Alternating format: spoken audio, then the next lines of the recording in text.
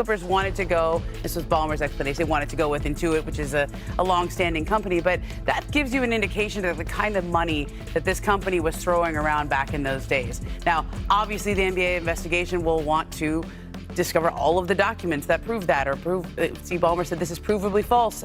He referenced an email that he says from November of 2021 where he introduced Kawhi Leonard to this company at Aspiration's request. Well, they'll want to see that email and other emails. They'll want to see everyone's cell phones. And so we are at the beginning of a very, very long process. Okay, so I mentioned a second ago you sat down with Steve Ballmer for SportsCenter. Let's take a listen and a look at that real quick. They did request to be introduced to Kawhi. Under the rules, we can introduce our sponsors to our athletes. We just can't be involved. We made an introduction that was in early November, well past when all of this happens. We had a chance recently to go through all of our relations with Aspiration. This is where you get to kind of how you prove this stuff. We, as part of our cooperation with the Department of Justice and the Securities and Exchange Commission, we had produced text, emails. We'd already gone through all this stuff because it was part of document production in their investigations. And we even found the email that makes the first introduction. It was early November. I won't remember the exact date. So where could any of this circumvention have happened? It didn't. It couldn't have. The introduction got made, and then they were off to the races on their own. We weren't involved. I eventually learned that they hadn't reached a deal. I have no idea what the deal was. When you signed Kawhi in 2019, the NBA had an investigation that his uncle, Dennis Robertson, asked for extra benefits, whether it be use of a plane, a house, guaranteed endorsement opportunities.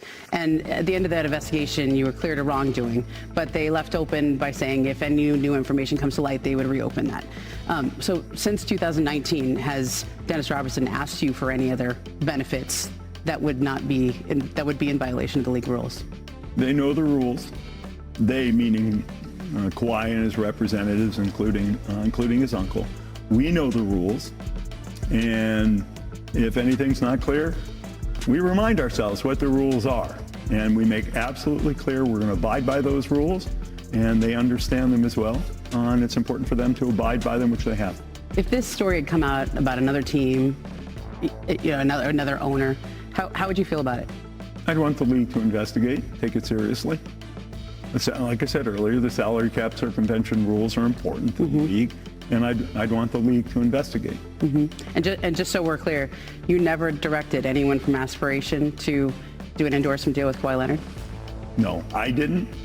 And more importantly, we, the Clippers, did not. We didn't give them direction.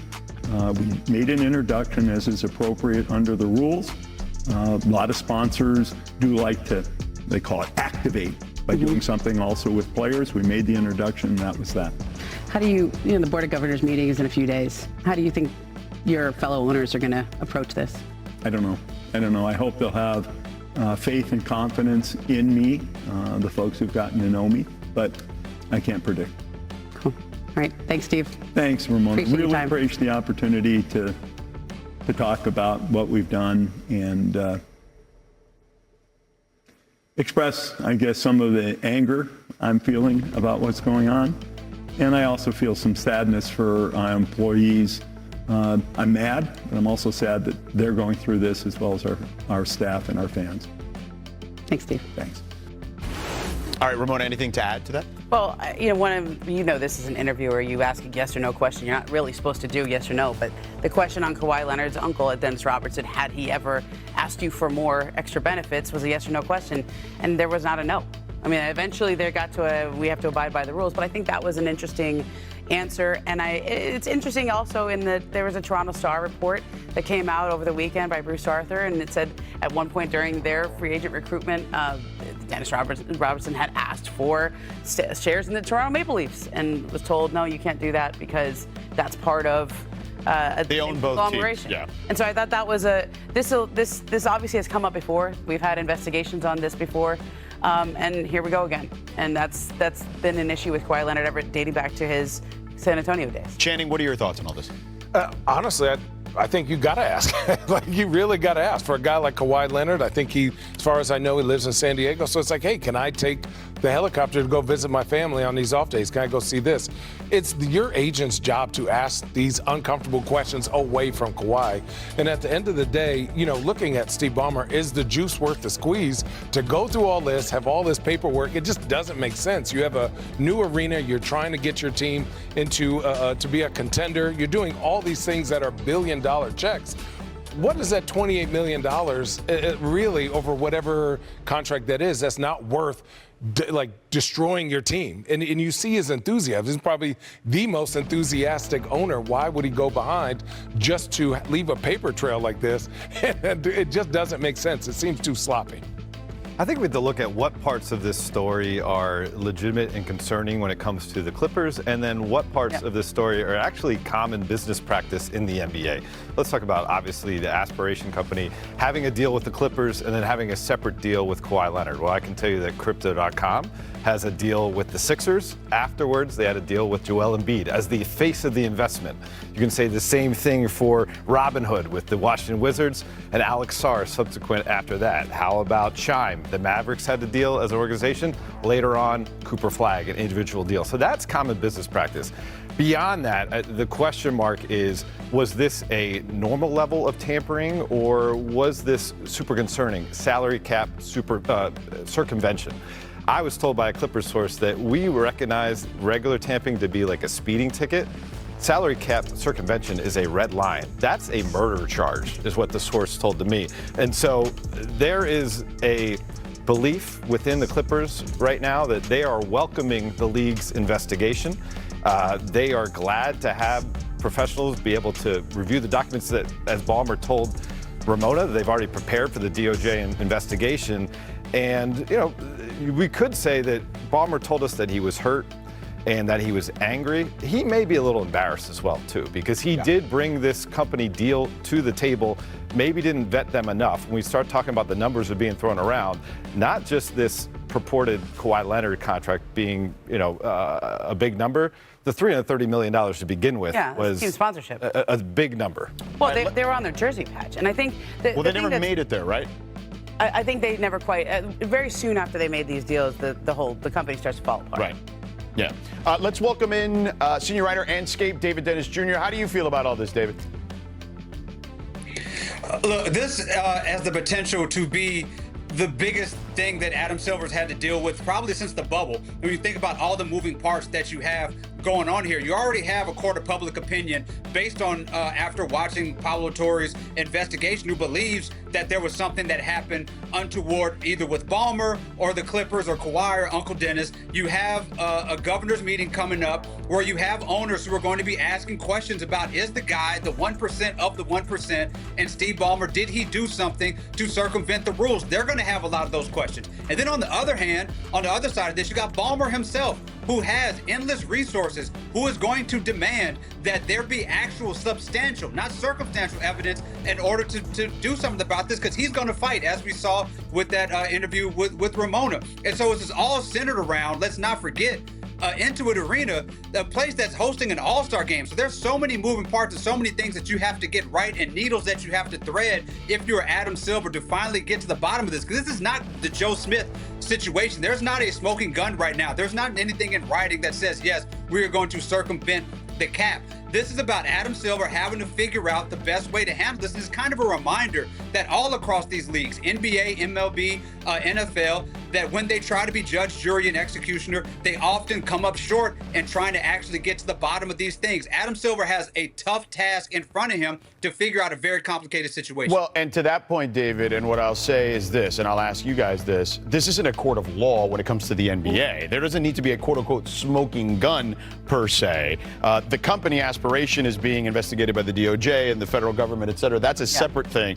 But Adam Silver doesn't need that. They're launching their own investigation at the moment. and there doesn't need to be the quote-unquote smoking gun. So how does this potentially play out? Well, I'll tell you this. I remember from the last Clipper ownership scandal, which was the Donald Sterling scandal. Right. Somebody had told me, the only person who can hold other owners accountable are owners. Right. And that is Adam Silver's boss are the owners. And I think that Board of Governors meeting will be very interesting in New York. I've talked to a couple owners since the story came out last week on Pablo's podcast, and then since the interview that we did on Thursday night. And people are just they want to know more. Obviously, I mean, Steve Ballmer even said if it was another team or another owner, I would want to know more. But I think a lot of this will come down to how much do the other owners push on this? How upset are they about it? Well, I would guess that there would be some that are pretty interested, to Ramona's point, Dave, no? Yeah, I mean, listen, we know that there's no love lost between the Lakers and the Clippers, and that'll be interesting to see how they voice their opinion in these things. And obviously, we saw so far, though, the minority owner now and for the Mavericks, and Mark Cuban, he went on the record with Pablo Torre, and he took Team Ballmer, as he put it. So although, if you listen to that podcast, that tune changed a tiny bit, too. Yeah. So, look, we'll put a pin in it for now because obviously there's still a lot of things going on here and an investigation that will take place. But let's get to something more celebratory. The Hoops World convened in Springfield, Massachusetts this weekend, and a huge congrats to all those inducted into the Naismith Basketball Hall of Fame. The night was headlined by brand new Hall of Famers Dwight Howard, Sylvia Fowles, Maya Moore, and Sue Bird, Carmelo Anthony, of course, as well. Lots more of them coming up. But one of our own, Adrian Wojnarowski, Woj, was honored with the Kurt Gowdy Award, former colleague here at ESPN, and now the GM of the Bonnies, St. Bonaventure. Listen, we love Woj. Woj is the GOAT, incredible teammate. Just so proud of him in this moment. But for you guys, particularly Ramona and Dave, you guys coast to catch up on the weekend. LeBron James been racking up those airline miles this week before heading to the Hall of Fame. He was in China this weekend. There were massive crowds showing up. We even saw a marriage proposal between two LeBron fans. Dave, how popular is LeBron in Asia? Second most popular guy. Wait, what? Yeah, second. Behind who? Stephon Marbury. Oh, Starbury. Okay, I'll accept He's got that a statue. You got a statue. Bron don't have a statue. Yeah. I mean, he's an international star. I was in Zambia on vacation this summer. Saw on a dirt road 2 men wearing LeBron James. Oh, There you have it. All right, next, Jaylen Brown had off-season knee surgery, but he's looking pretty healthy. Check him out. The popular streamer, iShowSpeed. Look at that. Oh. Did he win? I don't know. They were touring around Boston. Ramona, how does that knee look to you? I mean, it looks really good, and he has been telling everyone he's going to carry the team this year, as he should. They're paying him like a franchise player. He does this every offseason. Remember we trained with the Navy SEALs? I mean, his off-seasons are epic. Oh, little Muay Thai training there. I like that. Is that covered under the contract, though? I mean, yeah, he's fine. He's fine with that, I think. Get his agent on this. All right, Trae Young was the guest picker on College Game Day this past Saturday. Let's take a look. There's a lot of legends in the building, and you can obviously see most of them are against us. But this is our second time playing Michigan. The last time we played them, we all know the result. And we ultimately won the championship at the end of the year. And for me, I'm having that same feeling. Like I'm having that same type of vibe. Boomer! Boomer! As soon as about 50, man. Let's go. Let's get it. I'll say this. It wasn't 50 points, but Oklahoma did get the win. And as the one guy on here who covers college football, I think they could be in the playoff. But Channing, let me ask you this. Everyone's in the playoff. No, there's only 12. Under any circumstances, are you picking against your alma mater ever? Never picking against U of A. I don't care if U of A goes 0-12. That next game, we're picking U of A all day. But ever since I've retired, I've had a chance to go to the college game, Nebraska, Michigan, or Ohio State. And I might say Ohio State might be the best. Yeah. The shoe. Yeah, that place is crazy. Long limb there. All right, Heat owner Mickey Arison was also inducted to the Hall of Fame on Saturday. He was going through the different iterations of his Heat teams during his tenure as the owner and governor. Then he got to the Big Three era. Let's take a listen. But then in 2010, with Dwayne, LeBron, and Chris Bosh, we knew we could win. Not one, not two. I guess it was just two.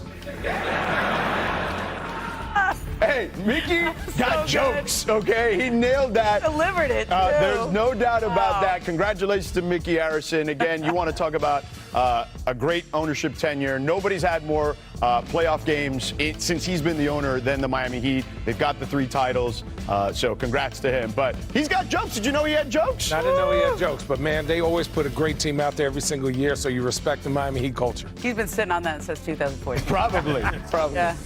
All right. 8-time All-Star, 3-time Defensive Player of the Year Dwight Howard was also inducted to the Nation